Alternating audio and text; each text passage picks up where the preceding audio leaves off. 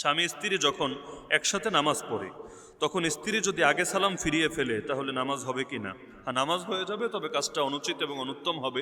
নামাজ হবে এ কারণে, সাহাবী আব্দুল্লাহ বিন মাসউদ রাদিয়াল্লাহু আনহু থেকে বর্ণিত হাদিস আছে, ইযা কুলতা হাযা আও ফাআলতা হাযা ফাকাদ তাম্মাত সালাতুকা। তুমি যখন তাশাহুদ পড়ে ফেলবা তোমার নামাজ পরিপূর্ণ হয়ে গিয়েছে। তাহলে তাশাহুদের পরে মনে করেন কেউ যদি দুরূদ শরীফও না পড়ে, কেউ যদি দুরুদের পরে যেটা আছে দোয়া মাসুরা না পড়ে, তবুও বলার সুযোগ নাই, তার নামাজ হয় নাই, নামাজ হয়ে গিয়েছে। তো যার কারণে যখন স্বামী স্ত্রী একসাথে জামাতেও যদি নামাজ পড়ে, স্ত্রী যদি কিছুটা আগে ফিরিয়ে ফেলে, এমন তো আর হওয়ার কথা না যে স্বামী এখনো বসেই আছে স্বাভাবিক আর স্ত্রী ফিরে কাজে চলে গিয়েছে। ওই ফিরানোর ক্ষেত্রে হয়তো অসতর্কতা বশত কিছুটা আগে হয়ে যেতে পারে।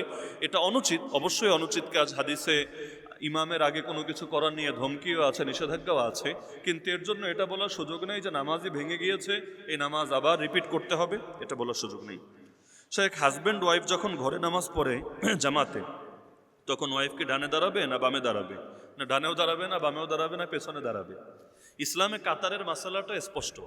কাতারের মধ্যে প্রথমে কাতার হতে হয় পুরুষের, এরপর যদি বাচ্চা থাকে বাচ্চাদের, তারপর নারীদের। নারীদের কাতার পুরুষদের কাতার থেকে আলাদা থাকবে। এখন যদি নারীটা আপনার মা হয়, আপনার বোন হয়, আপনার স্ত্রী হয়, তবুও তাদের কাতারটা আলাদা, আপনার কাতার আলাদা। এজন্য আমরা দুইজন যদি নামাজ পড়ি, দুই পুরুষ পাশাপাশি দাঁড়িয়ে পড়ি। কিন্তু যদি এমন হয় যে আমি স্বামী হিসাবে নামাজ পড়াচ্ছি, আমার বউ আমার সাথে নামাজ পড়ছে, তাহলে পাশাপাশি না, বরঞ্চ তাকে পেছনে দাঁড় করাবেন। এতে মুসল্লি একজন হলেও আপনার কোনো সমস্যা নেই। এক্ষেত্রে এটাই মাসালা, নারীদের কাতার পুরুষদের কাতারে পেছনে হবে। এক ভাই জিজ্ঞেস করেছেন, আমি আমার মৃত নানা নানির জন্য সদকা করি, শুধু তাদের জন্য সদকা করে সওয়াব পৌঁছানোর নিয়াত করা কি জায়েজ, নাকি এভাবে নিয়াত করা উচিত এই সদকার সওয়াব পৃথিবীর সকল মৃত মুসলিম নারী পুরুষের কাছে পৌঁছে যাক? তাছাড়া বিশেষ কারো নামে সদকা করলে যে সদকা করে তিনিও কি সওয়াব পাবেন? এক প্রশ্নের তিনটা অংশ। নির্দিষ্টভাবে কারো নামে সদকা করা যায়, সমস্যার কিছু নেই। আপনি এই নিয়তে সদকা করলেন যে আল্লাহ আমি তার পক্ষ থেকে এটা সদকা করছি, যদিও হয়তো সে আপনাকে ওসিয়াত করে নাই, আপনাকে আদেশ দেয় নাই, স্বতঃস্ফূর্তভাবে আপনি অন্য কারো পক্ষ থেকে নিয়াত করে সদকা করতে পারেন, এতে সমস্যার কিছু নেই।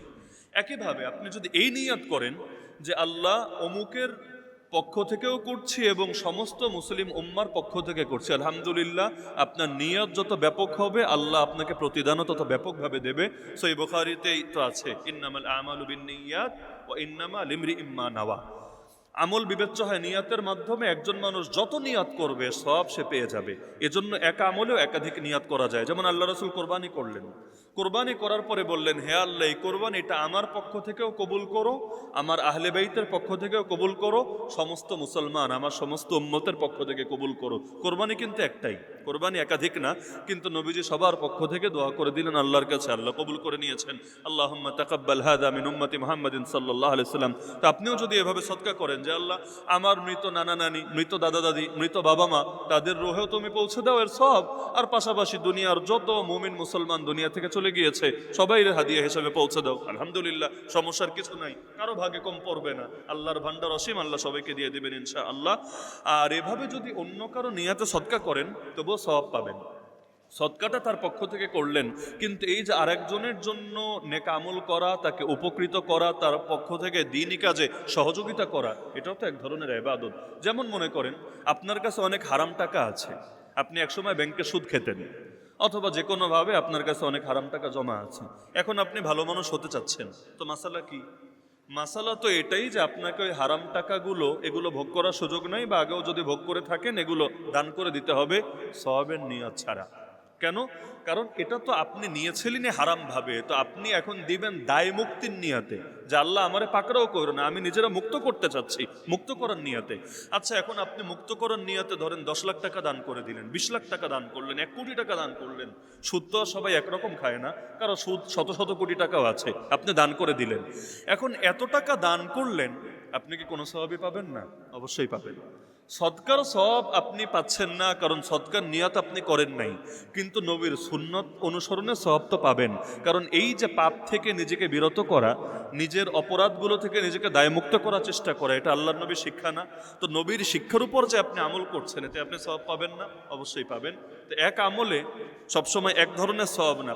আরেক ভাই প্রশ্ন করেছে, হুজুর, আমি যদি আল্লাহর রাস্তায় জিহাদ করতে গিয়ে শহীদ হই, তাহলে আমি যে মর্যাদা পাবো, নিজের দেশের জন্য যদি শহীদ হই, আমি কি সেম মর্যাদা পাবো? শাহাদাতের মর্যাদা এবং যে কোনো নেকামলের মর্যাদা আল্লাহ কাকে কেমন দিবেন এটা আল্লাহই ভালো জানেন।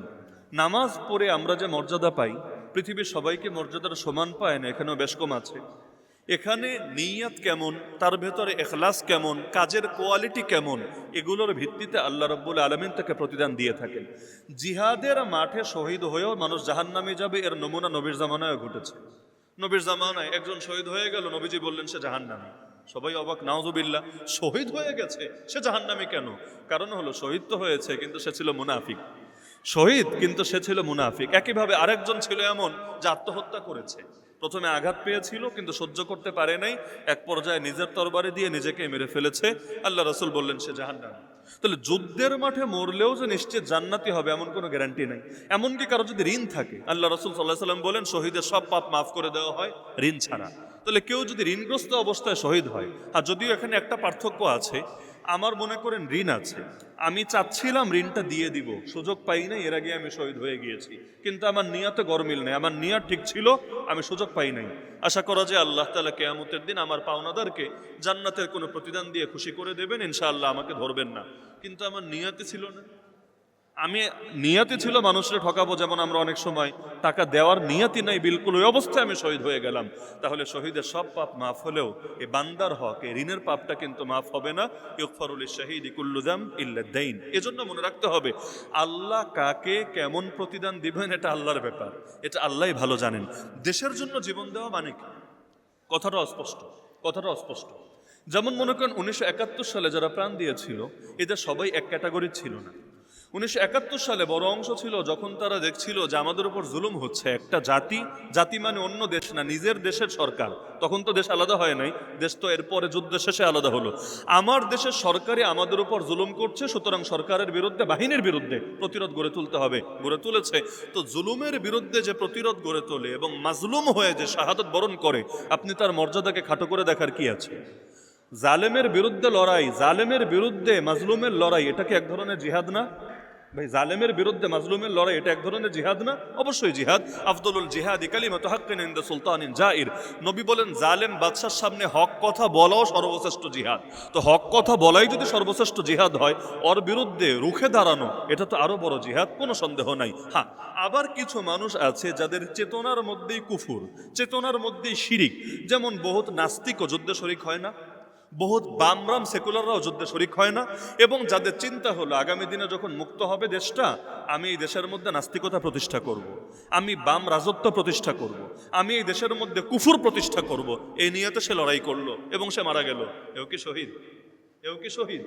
এখন আজকাল কি হয়, মনে করেন ইন্ডিয়া একজন বিএসএফ মারা গেল পাকিস্তানের সাথে যুদ্ধে, বর্ডারে অথবা চায়নার সাথে যুদ্ধে, নাম বলে দিবে শহীদ। এরপরে কি দেখবেন, শহীদ অমুক কুমার, শহীদ তমুক ভট্টাচার্য, শহীদ তমুক নাথ, মানেও মুসলমানই না। তো মুসলমান না হয়ে আবার শহীদ হয় কিভাবে রে ভাই? শহীদ তো একটা ধর্মীয় পরিভাষা, নবী রাসূল যেমন ধর্মীয় পরিভাষা, নামাজ রোজা যেমন ধর্মীয় পরিভাষা, শহীদ তো সেকুলার শব্দ না, শহীদ তো ধর্মীয় পরিভাষা। তো ধর্মীয় পরিভাষা তো যারা ধর্মে বিশ্বাস করে, ইসলাম ধর্মে, তাদের জন্য প্রযোজ্য, অন্য কারোর জন্য তো এটা প্রযোজ্য হতেই পারে না।